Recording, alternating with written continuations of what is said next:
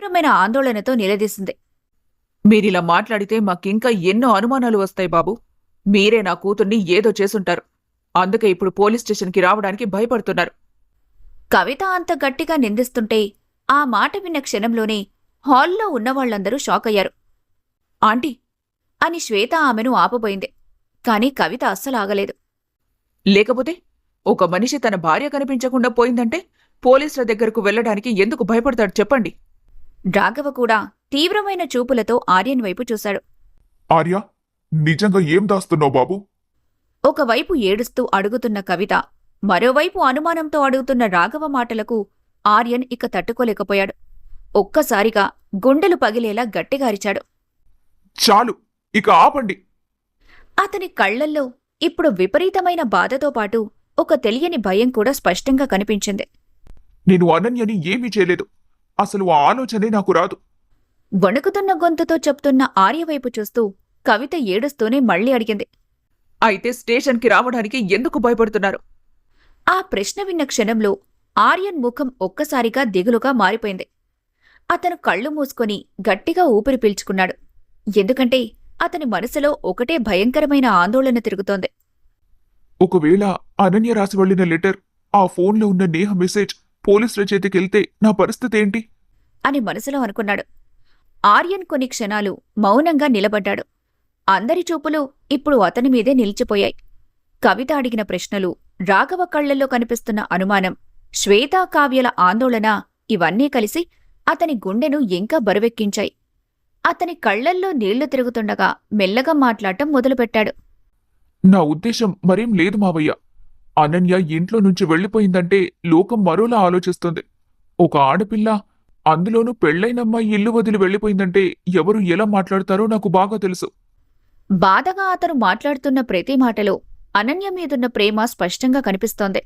ఇప్పటికే నా కన్న తల్లి ఈ ఇంటి కోడల్ని ఎంత తప్పుగా మాట్లాడిందో మీరే చూశారు కదా అని వనజాక్షి రూం వైపు చూశాడు. ఆ మాటతో హాల్లో మళ్లీ భారమైన నిశ్శబ్దం అలుముకుంది. ఇప్పుడు మనం స్టేషన్కి వెళ్తే పోలీసులు, చుట్టాలు, బయటి వాళ్లందరూ అనన్య గురించి ఎలా ఆలోచిస్తారు? తప్పుగా అనుకోరా? అసలు అనన్య క్యారెక్టర్ను తక్కువ చేసి మాట్లాడతారు.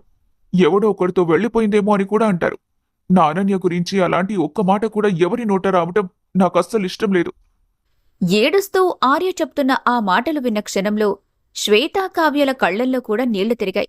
ఎందుకంటే ఇప్పటివరకు ఆర్యన్ కోపంగా మాత్రమే కనిపించాడు. కాని ఇప్పుడు అతని మాటల్లో అనన్యపై ఉన్న ప్రేమ, ఆమె పరువు కోసం పడుతున్న భయం, ఆమె గురించి ఎవ్వరూ తప్పుగా మాట్లాడకూడదనే తపన స్పష్టంగా కనిపించాయి. తను నన్ను వదిలి వెళ్లిపోయినా నేను మాత్రం తనని ఒక్క క్షణం కూడా తప్పుగా ఆలోచించలేదు. ఇంకెవ్వరూ కూడా అలా ఆలోచించకూడదు. రాఘవ ముఖం కాస్త మృదువైంది. అతనిప్పుడు ఆర్యన్ కళ్లల్లో కనిపిస్తున్న నిజమైన ఆవేదనను గమనించాడు. కవిత కూడా కొద్దిసేపు మౌనంగా నిలబడిపోయింది. పోలీస్ స్టేషన్లో కంప్లైంట్ ఇచ్చిన క్షణం నుంచి ఈ విషయం బయటికి వెళ్తుంది. రేపు ఎవరి నోట ఎలా మారుతుందో తెలీదు. అందుకే నాకు భయంగా ఉంది. రాఘవ కొద్దిసేపు ఆలోచనలో పడ్డాడు. ఆర్యన్ మాటల్లో నిజాయితీ కనిపిస్తున్నా ఒక తండ్రిగా అతని మనసులోని ఆందోళన మాత్రం తగ్గలేదు. మరిప్పుడు ఎలా బాబు? ఏం చేద్దాం? అనన్యను ఎలా వెతుకుదాం? అటు పోలీస్ స్టేషన్లో కంప్లైంట్ ఇవ్వకుండా, ఇటు మన వాళ్లలో ఎవరి దగ్గర తను లేకుండా ఇప్పుడు మనమేం చేద్దాం? తన ఆచూకీ మనకెలా తెలుస్తుంది? ఆ ప్రశ్న విన్న తర్వాత ఆర్యన్ కళ్లల్లో ఒక్కసారిగా ఒక గట్టి పట్టుదల కనిపించింది. అతను లోతుగా ఊపిరి పీల్చుకొని స్థిరంగా అన్నాడు. నేనే వెతుకుతాను. నా అనన్యను నేనే వెతుక్కుంటాను. అందరూ ఆశ్చర్యంగా అతని వైపు చూశారు. తను ఎక్కడున్నా నేనే వెతికి తీసుకొస్తాను. ఈ విషయం మాత్రం బయటికి తెలియకూడదు. నన్ను నమ్మండి మావయ్య. అనన్యను మీ ముందుకు తీసుకొచ్చే బాధ్యత నాది. నా భార్యను మళ్లీ నా జీవితంలోకి తీసుకొస్తాను. తన ప్రేమను నేను తిరిగి పొందుతాను. నాకా నమ్మకముంది. అతనలా మాట్లాడుతుంటే అక్కడున్న వాళ్లందరికీ అతని మాటల్లో కనిపిస్తున్న కాన్ఫిడెన్స్ స్పష్టంగా అనిపించింది. ఎందుకంటే ఇప్పటివరకు ఏదో కోల్పోయినట్టుగా నిస్సహాయంగా కనిపించిన ఆర్యన్ ఇప్పుడు మాత్రం అనన్య కోసం ఏదైనా చేసే మనిషిలా కనిపించాడు. ఎలా వెతుకుతావు బాబు? ఒక్కడివి ఎక్కడని వెతుకుతావు? నీకు చాలా కష్టమైపోతుంది. నా మాట విను. కాని ఆర్యన్ వెంటనే తల అడ్డంగా ఊపాడు. ఈ విషయంలో ఇంకా నన్ను ఒప్పించడానికి ప్రయత్నం చేయకండి మావయ్య. తను మీ కూతురు. మీరు తనని ఎంత ప్రేమిస్తున్నారో నాకు తెలుసు. కాని అంతకంటే 1000 రెట్లు ఎక్కువగా నేను తనని ప్రేమిస్తున్నాను. తను లేకపోతే అసలు నాకు జీవితమే లేదు. కన్నీళ్లు తుడుచుకుంటూ చెప్తున్న ఆ మాటలు విన్న క్షణంలో కవిత గుండె మెల్లగా కరిగిపోయినట్టుగా అనిపించింది. ఎందుకంటే ఆర్యన్ మాటల్లో కనిపిస్తున్న ప్రేమ నకిలీగా అనిపించలేదు. అతను నిజంగానే అనన్య లేకుండా బతకలేనట్టుగా కనిపించాడు. ఆర్యన్ ఒక్కసారి అందరివైపు చూసి మెల్లగా బయటికి నడిచాడు. హాల్లో ఉన్నవాళ్లందరూ అతని వెనకే చూస్తూ నిలబడ్డారు. బయటికి వెళ్లి బైక్ దగ్గరాగి కాసేపు కళ్ళు మూసుకున్న ఆర్యన్కి అనన్య నవ్వుతున్న ముఖమే అతని కళ్ల ముందు తిరిగింది. ఎక్కడున్నా నిన్ను వెతికి తీసుకొస్తానన్నయ్య. మనసులోనే స్ట్రాంగ్గా అనుకున్న తర్వాత బైక్ స్టార్ట్ చేశాడు. బైక్ సౌండ్ అక్కడ మార్మోగుతుండగా అతను వేగంగా అక్కడ్నుంచి వెళ్లిపోయాడు. అతను వెళ్తున్న వైపు చూస్తూ నిలబడిన రాఘవ, కవితల మనసులు పూర్తిగా భారంగా మారిపోయాయి. ఇంత ప్రేమున్నవాళ్లు ఇంత దూరం ఎలా అయిపోయారో ఆ దేవుడికే తెలియాలి. అంటూ కన్నీళ్లు తుడుచుకుంది కవిత. రాఘవ గుండెల్లో కూడా బాధ మెల్లగా పెరుగుతుంది. తన అల్లుడు పడుతున్న ఆ వేదన చూస్తుంటే వాళ్ల మనసులు కూడా మెల్లగా పిండేసినట్టుగా అనిపించాయి. అందరూ ఇంట్లో నుంచి వెళ్లిపోయిన తర్వాత ఇల్లంతా ఒక్కసారిగా నిశ్శబ్దంగా మారిపోయింది. కొద్దిసేపటి క్రితం వరకు ఏడుపులు, ఆందోళనలు, అరుపులతో నిండిపోయిన ఆ ఇల్లు ఇప్పుడు పూర్తిగా ఖాళీగా కనిపించింది. వనజాక్షి మాత్రం తన బెడ్రూమ్ డోర్ మెల్లగా తెరిచి బయటకొచ్చింది.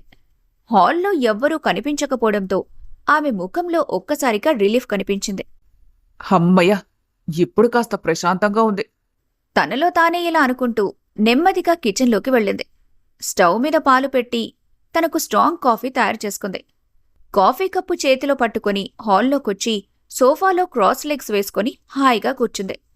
ఒక సిప్ కాఫీ తాగి గట్టిగా ఊపిరి పీల్చుకుంది. హమ్మయ్య, ఇప్పుడు ఇల్లు ఎంత ప్రశాంతంగా ఉందో. అది ఇంట్లో ఉంటే దాని అడుగుల చప్పుడు, అటు ఇటు వయ్యారాలు పోతూ తిరిగే తిరుగుడు నాకెంత చిరాకు తెప్పించేదో. ఆమె ముఖంలో ఇప్పుడు విచిత్రమైన సంతోషం కనిపిస్తోంది. ఇప్పుడు మాత్రం ఈ ఇల్లంతా మళ్లీ నాదైనట్టుగా ఉంది. ఎంత హాయిగా ఉందో దేవుడా. దేవుడా, అది మళ్లీ ఇంటికి తిరిగి రాకుండా చూడు. నీ కొండకొచ్చి 101 కొబ్బరికాయలు కొడతాను. నన్ను కరుణించు.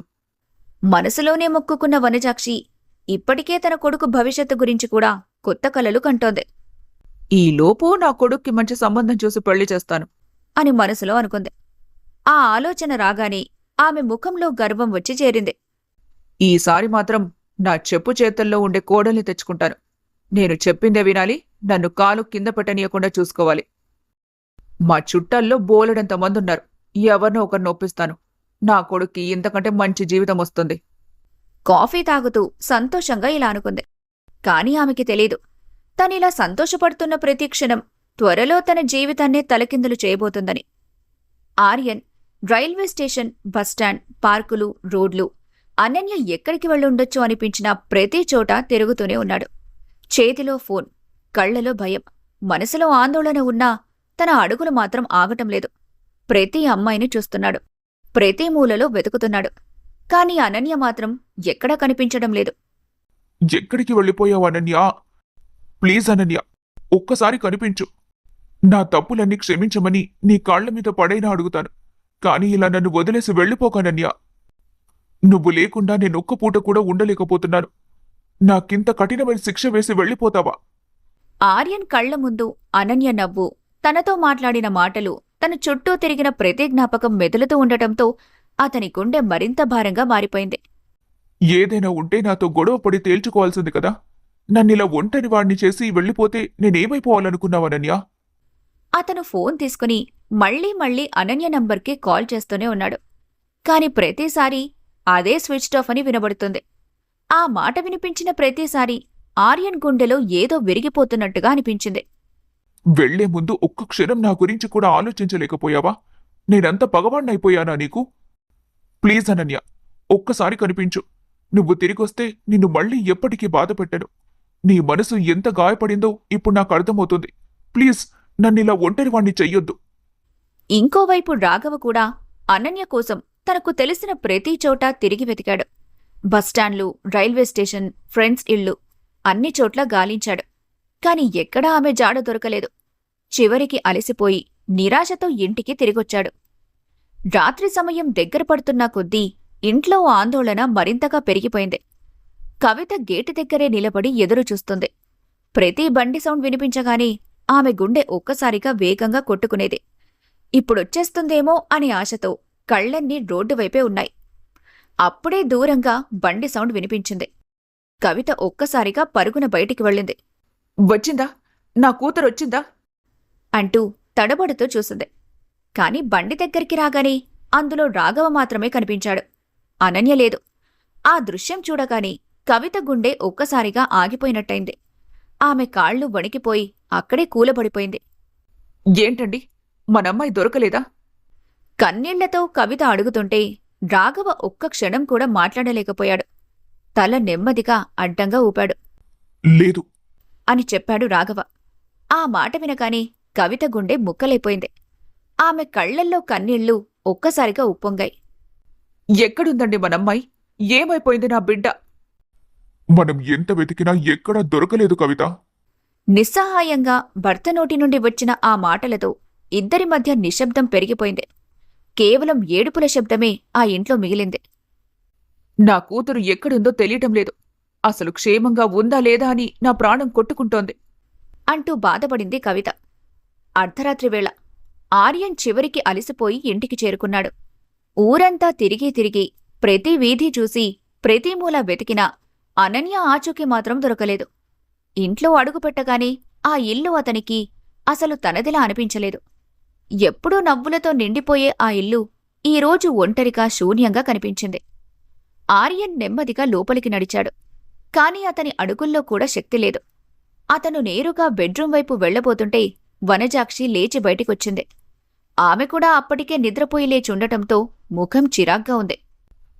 ఏంట్రా, ఉదయం వెళ్ళవు, ఇప్పటి వరకు ఇంటికి రాలేదు. తిండి తిప్పలు లేకుండా ఇలా తిరిగితే ఆ అమ్మాయి తిరిగొస్తుందా చెప్పు? ఆర్యన్ ఒక్కసారిగా ఆగాడు. కాని అతని కళ్లల్లో కోపం కాదు, ఖాళీ నిస్సహాయత మాత్రమే కనిపించింది. అమ్మా, దయచేసి ఇప్పుడు మాట్లాడొద్దు. మాట్లాడొద్దా? నేను చూస్తూ ఊరుకోవాలా? వెళ్ళిపోయింది కదా, ఇంకా దానికోసం నువ్విలా పిచ్చివాళ్ల తిరుగుతావా? ఆ మాటలు విన్న ఆర్యన్ ముఖం కాస్త గట్టిపడింది. కాని అతనేమీ మాట్లాడలేదు. తల వంచుకొని ముందుకు నడిచాడు. కనీసం ఇప్పుడైనా 4 మెతుకులు తిను, లేకపోతే నీ ఆరోగ్యం చెడిపోతుంది. వెళ్ళిపోయిన దానికోసం నిన్ను నువ్వు ఎందుకు శిక్షించుకుంటావు? నాకు ఆకల్లేదు. ఆకల్లేదంటే ఎల్లరా? ఏదైనా తిను. ఇంత రాత్రి వరకు పరిగెత్తావు కదా. వండిందేదైనా తీసుకెళ్లి వీధిలో కుక్కలకు పెట్టు. నన్నిప్పుడు విసిగించొద్దు. ఆ మాటలతో వనజాక్షి ఒక్కసారిగా షాక్ అయింది. ఆర్యన్ ఇంకో మాట వినకుండా వేగంగా బెడ్రూంలోకి వెళ్ళిపోయి డోర్ను దబేల్మని వేసేశాడు. ఆ శబ్దం ఆ ఇంట్లో ఉన్న నిశ్శబ్దాన్ని మరింత భారంగా మార్చేసింది. ఎంత ప్రయత్నించినా అనన్య లేని ఆ ఇంట్లో ఆర్యన్కి ఒక్క క్షణం కూడా ప్రశాంతత దొరకలేదు. ఆకలి లేదు, నిద్రలేదు. రాత్రంతా బెడ్ మీద అలా కూర్చునే ఉండిపోయిన ఆర్యన్ తనలో తానే ఎన్నో తీవ్రమైన ఆలోచనల్లో మునిగిపోయాడు. ఆర్యన్ తీవ్రమైన మానసిక వేదనతో తన మనసులో ఇలా అనుకుంటాడు. అనన్య ఖచ్చితంగా నా ఫోన్లో ఉన్న నేహ మెసేజ్ చూసే ఉంటుంది. అందుకే నన్ను అంతగా అపార్థం చేసుకుంది. నా అనన్య మనసులో నా గురించి తప్పుగా ఏర్పడిన ఆ చెడ్డ అభిప్రాయాన్ని నేను ఎలాగైనా తుడిచేయాలి. తను నన్ను తప్పుగా అర్థం చేసుకుంది. ఆ పొరపాటుని నేనే సరిచేయాలి. ఒక్క క్షణమాగి లోతుగా ఊపిరి పీల్చుకున్నాడు. నా జీవితంలో అనన్య కంటే ముఖ్యమైంది ఏదీ లేదు. ఆ విషయాన్ని నేనిప్పుడు నిరూపించాలి. తను నన్ను శాశ్వతంగా వదిలేసి వెళ్ళిపోయిందని నేనస్సలు ఒప్పుకోలేను. తనతో నేను మాట్లాడాలి. నా మనసులో ఉన్న బాధంతా తనకు చెప్పాలి. తను ఎక్కడున్నా సరే నేను వెతికి పట్టుకుంటాను. ఆ క్షణంలో ఆర్యన్ ఒక గట్టి నిర్ణయం తీసుకున్నాడు. ఇప్పుడు నాకీ పని తప్ప మరో పని లేదు. అనన్యను ఎలాగైనా సరే నా జీవితంలోకి తిరిగి తీసుకురావాలి. అలా మరో 2 రోజులు గడిచిపోయాయి. ఆర్యన్ అహర్నిశలు అనన్య కోసం వెతుకుతూనే ఉన్నాడు. కాని ఒక్క చిన్న క్లూ కూడా దొరకలేదు. ఆర్యన్ 2 రోజుల నుంచి ఆఫీస్కి వెళ్లకపోవడంతో తనకు కంపెనీ నుంచి వరుసగా కాల్స్ వస్తూనే ఉన్నాయి. కాని తను ఆ కాల్స్ ఏవి అటెండ్ చేయకుండా పూర్తిగా ఇగ్నోర్ చేస్తూ వచ్చాడు. ఆఫీస్లో ఉన్న ఎవ్వరికీ కూడా తను ఎందుకు రావటం లేదో అస్సలు అర్థం కాలేదు. అలాంటి సమయంలో ఆర్యన్ బెస్ట్ ఫ్రెండ్ రాహుల్కి డౌట్ వచ్చి వెంటనే కాల్ చేశాడు. ఈసారి ఆర్యన్ కాల్ లిఫ్ట్ చేయటంతో రాహుల్ ఆందోళనతో మాట్లాడటం మొదలుపెట్టాడు. ఏంట్రా ఇది ఆర్యన్? ఆఫీస్ నుంచి బాస్ ఎన్నిసార్లు కాల్ చేశారో తెలుసా? నువ్వెందుకు లిఫ్ట్ చేయటం లేదు? అసలెందుకు ఆఫీస్కి రావడం లేదు? కనీసం పర్మిషన్ కూడా తీసుకోలేదు కదా?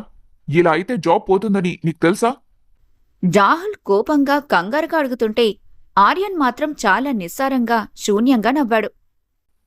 జాబ్ పోతుందా రాహుల్? ఇప్పటికే నా లైఫ్ మొత్తం పోయినట్టు అనిపిస్తోందిరా. ఏదో సర్వస్వం పోగొట్టుకున్న వాళ్లా మాట్లాడుతున్న ఆర్యన్ మాటలు విని రాహుల్ ఒక్కసారిగా షాక్ అయ్యాడు. ఏంట్రా నువ్వు మాట్లాడేది? ఏం జరిగింది ఇంట్లో? అసలు ఇంత నీరసంగా ఎందుకున్నావు ఆర్యన్? ఫ్రెండ్స్తో కూడా షేర్ చేయలేనంత పెద్ద ప్రాబ్లమా ఇది? ఆర్యన్ కాసేపు మౌనంగా ఉండిపోయాడు. ఆ తర్వాత మెల్లగా అన్నాడు. ఇది అందరితో షేర్ చేసుకునే విషయం కాదురా, చాలా పర్సనల్. పిచ్చి పట్టిందా నీకు? ఏం జరిగిందో చెప్తేనే కదా మేమేదైనా హెల్ప్ చేయగలం. ముందు మనం కలుద్దాం. నువ్విప్పుడెక్కడున్నావు? నేను ఇంట్లోనే ఉన్నాన్రా. సరే, ఫోన్లో మాట్లాడే టైం కాదిది. మనం రెగ్యులర్గా కలిసే పబ్కొచ్చాయి. మిగతా ఫ్రెండ్స్ అందరూ కూడా అక్కడికొస్తున్నారు. 1 గంటలో అక్కడ ఉండాలి, లేదంటే మేమే మీ ఇంటికొచ్చేస్తాం. గుర్తుపెట్టుకో. కాసేపు ఆలోచించిన ఆర్యన్ చివరికి ఒప్పుకున్నాడు. సరే, వస్తాను.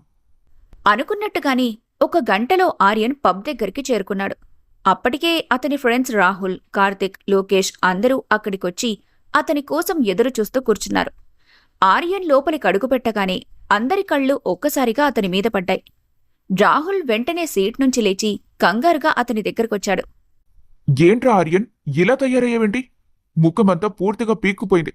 అసలు తింటున్నావా, నిద్రపోతున్నావా లేదా? ఇంత ఘోరంగా అయిపోయావేంట్రా?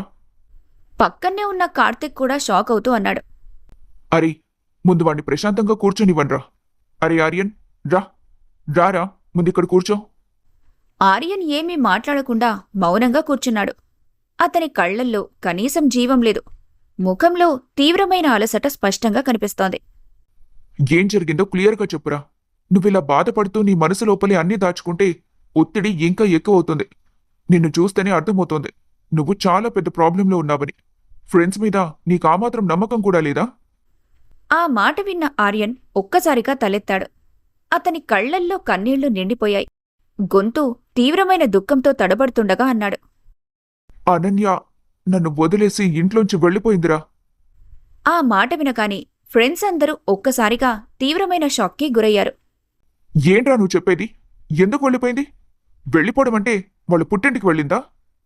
కాదురా, ఎవ్వరికీ చెప్పకుండా ఒక లెటర్ రాసిపెట్టి ఇల్లు వదిలి వెళ్ళిపోయింది. అరే ఆర్యన్, నువ్వేం చెప్తున్నావురా? ఎవ్వరికీ చెప్పకుండా ఇంట్లో నుంచి ఎందుకు వెళ్ళిపోతుంది? అసలు నువ్వు తననేమన్నావు? మీ ఇద్దరి మధ్యలో అలా విడిపోయేంత పెద్ద గొడవ ఏం జరిగిందిరా? మా ఇద్దరి మధ్యలో ఒక చిన్న మిస్అండర్స్టాండింగ్ జరిగిందిరా. తను దాన్ని తప్పుగా అర్థం చేసుకుంది. 2 రోజుల నుంచి వెతుకుతున్నాను. ఎక్కడా తన ఆచూకీ లేదు. అతను కన్నీళ్లు పెట్టుకుంటూ లోపలి భారాన్ని బయటపెట్టాడు. ఈ పరిస్థితికి నేనే కారణంరా. నేనే తనని చాలా బాధ పెట్టాను. తను మానసికంగా చాలా కుంగిపోయింది. ఈ తప్పంతా నాదే. నేనేం చెయ్యాలరా? తను లేకుండా నేనస్సలు బతకలేను అంటూ ఆర్యన్ అందరి ముందు బోరున ఏడ్చేశాడు. ఆర్యన్ ఏడుస్తుంటే ఆ పబ్లో ఒక్క క్షణం పూర్తి నిశ్శబ్దం ఆవహించింది. ఫ్రెండ్స్ అందరూ ఆర్యన్ పరిస్థితిని చూసి షాక్తో అలాగే నిశ్శబ్దంగా ఉండిపోయారు. అందరి ముఖాల్లోనూ ఆందోళన, బాధ స్పష్టంగా కనిపించాయి. ఆర్యన్ తలదించుకొని అలాగే మౌనంగా కూర్చున్నాడు. పబ్లో ఉన్న మ్యూజిక్ శబ్దం కూడా అతనికి చాలా దూరంగా వెళ్లిపోయినట్టుగా అనిపించింది. అనన్య అలా ఇల్లు వదిలి వెళ్ళిపోయేంతలా తనను నువ్వేం బాధ పెట్టావు ఆర్యన్? అసలు తన మనసును అంతగా గాయపరిచే పని ఏం చేశావురా? అన్నీ నా నిర్లక్ష్యం వల్లే జరిగిపోయాయిరా. అన్నీ అంటే ఏంట్రా? క్లియర్గా చెప్పు. ఆర్యన్ కొంచెం ఆగి గొంతులో దుఃఖాన్ని అణుచుకుంటూ తన ఫోన్కొచ్చిన నేహా మెసేజ్ విషయం మాత్రం స్మార్ట్గా దాచిపెట్టి మిగతా రోజుల్లో తను అనన్యను దూరం పెట్టిన విషయమంతా చెప్పాడు. అది విన్నాక రాహుల్ కోపం కాస్త తగ్గి తీవ్రమైన విచారంగా మారింది. ఇలాంటి చిన్న చిన్న మనస్పర్ధలు భార్యాభర్తల మధ్య సహజమేరా. కానీ నువ్వు మాత్రం తనని పూర్తిగా ఇగ్నోర్ చేసి ఒక మంచి రిలేషన్షిప్ని నీ చేతుల్లారా నువ్వే నాశనం చేసుకున్నావు. ఒక ఆడపిల్ల తన ఇల్లు, తన వాళ్లందరినీ వదిలేసి నీ మీద కొండంత నమ్మకంతో నీ ఇంటికొస్తుంది. అలాంటి తనని నువ్వెంతో జాగ్రత్తగా ప్రేమగా చూసుకోవాలి కదరా. ఒక్కసారి తను నీతో బయటికి రాకపోతే ఏంటి? కొంపలు మునిగిపోతాయా? ప్రపంచం కూలిపోతుందా? అలా చిన్న విషయాలకే అంతగా గొడవలు పెట్టుకుంటారా? నిజంగా చెప్పార్యన్, మీ అమ్మగారు ఏమైనా తనని ఇంట్లో ఇబ్బంది పెట్టారా? నువ్వు దాన్ని గమనించలేకపోయావా? ఆర్యన్ మౌనంగా అవునన్నట్టు తల ఊపాడు. నువ్వు మీ అమ్మగారిని గుడ్డిగా నమ్మినట్టున్నావురా. కానీ ఆ ప్రాసెస్లో అనన్య మనసు ఎలా నలిగిపోయిందో నువ్వు అస్సలు అర్థం చేసుకోలేకపోయావు. ఆడవాళ్లు పెళ్లయ్యాక తమ తల్లిని, తండ్రిని అంతా భర్తలోనే వెతుక్కుంటారు. అలాంటి వాళ్ళని మనం మన ప్రాణంగా చూసుకోవాలి. మన తల్లిదండ్రుల్ని ఎలా గౌరవిస్తామో అంతకంటే ఎక్కువ ప్రేమ భరోసా భార్యకివ్వాలి. అప్పుడే కదా అది నిజమైన సంసారం అవుతుంది. నేను నా చేతులతో నా సంతోషాన్ని పోగొట్టుకున్నాన్రా. అలా చెప్తుంటే ఆర్యన్ కన్నీళ్లు టపటపా టేబుల్ మీద పడుతుండగా అతను మానసికంగా పూర్తిగా కుంగిపోయాడు. సరేరా, జరిగిందేదో జరిగిపోయింది. ఇప్పుడు అదే ఆలోచిస్తూ ఏడుస్తూ కూర్చుంటే లాభం లేదు.